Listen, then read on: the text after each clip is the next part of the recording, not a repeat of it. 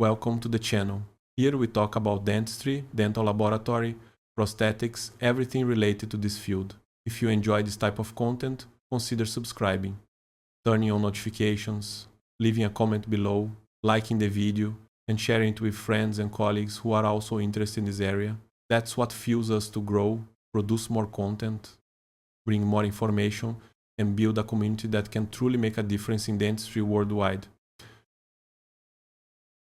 For today's case, I want to show you the continuation of a workflow I've already presented here on the channel. This is part 2, where I'll demonstrate how to create an ideal model with proper parameters to reduce resin consumption while still achieving a functional, clean, and well-presented model. Inside EXOCAD, we have several useful tools and options, and I'll share some tips throughout the model design process. This is especially helpful for beginners, so consider this part of a beginner series focused on model creation. Even when working with analogs, you'll still be able to achieve excellent results.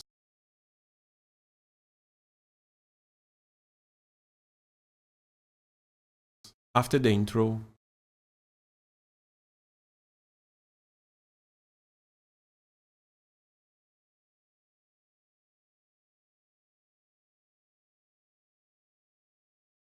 for those who are not yet familiar with EXOCAD, this is the main interface. At the top, we have the case information, patient name, technician, etc. At the bottom, we load our files. Opening the Explorer folder, you'll find all files related to this case. When saving, we define the work order. If you haven't seen part 1 yet, I recommend checking it out. I show the design of the prosthetic that will sit on this model. For a new case,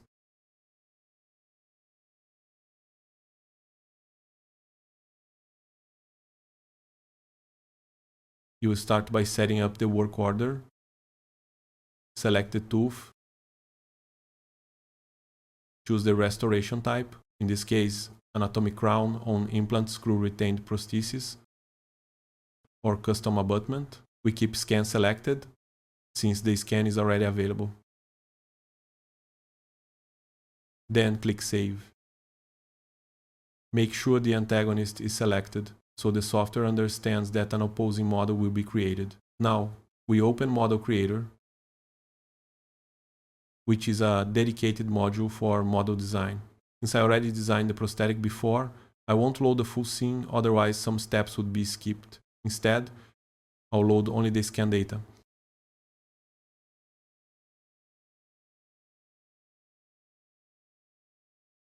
Now the software asks for upper arch. I usually select Ply Format, Implant Locator Antagonist, lower arch,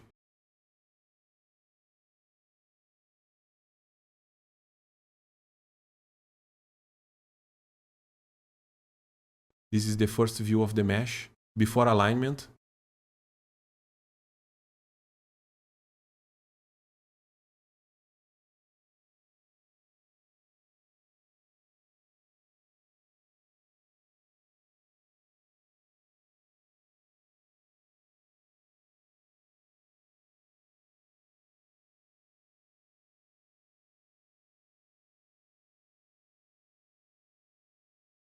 I recommend adjusting some important settings.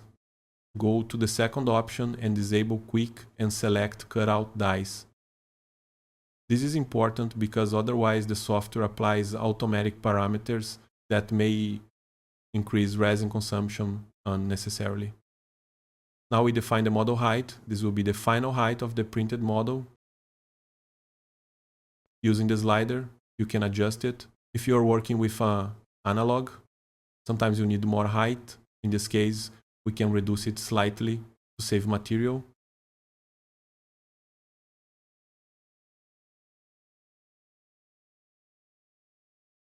Next, select the implant library. We'll use a GM abutment.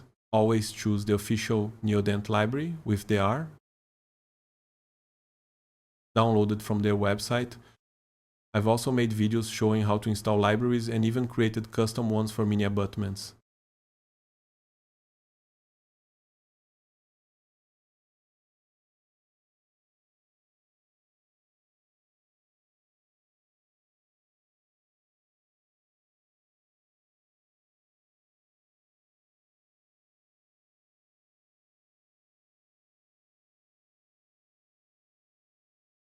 Now align the scan body.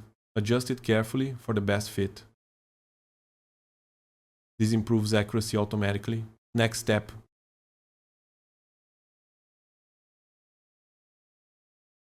Mesh editing. Very important. Do not skip this. For example, in the lower arch, there are areas we don't need. We can trim both models side by side to create a cleaner, more presentable model.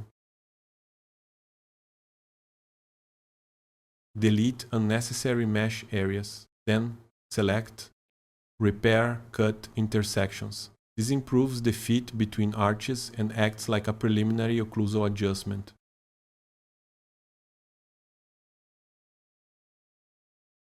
Now the software asks for the prosthetic profile. Ideally, the prosthetic should be designed first so the model adapts to it.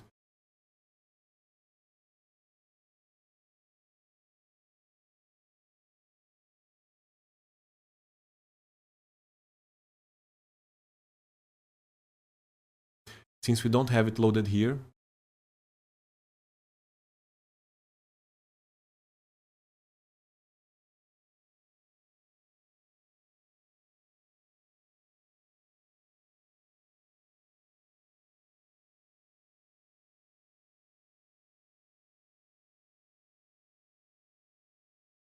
we will proceed manually. Select Free Drawing and refine the gingival area. You can exaggerate the gingiva slightly, since the final emergence profile will be controlled in the prosthetic design.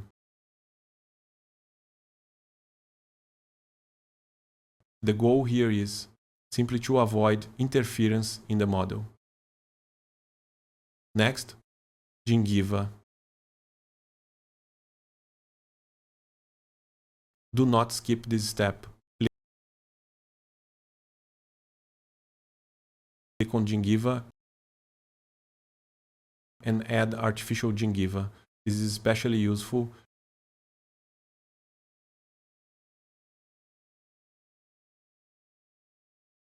because gingival resins tend to be sticky and difficult to handle. Create a clean,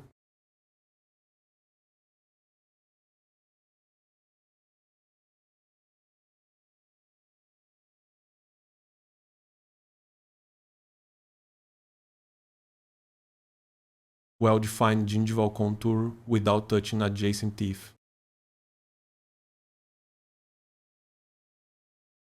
Now, let's adjust important parameters. Set lower base thickness to 0, adjust pedestal height, create a small base border, use hollow model to reduce resin consumption. Drain holes will also be automatically created. These help during printing and post-processing. Next, add supports.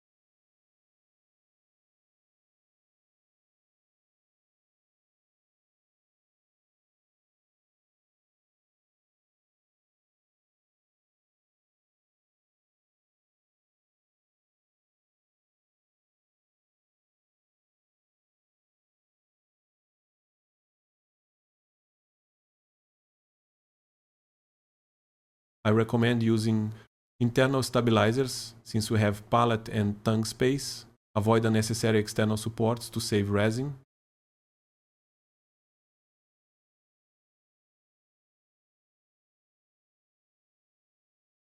You can also add improved pins for better stability.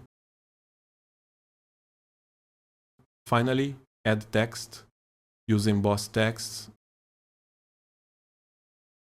auto relief, for example, model. Make sure everything is highlighted in blue, no errors.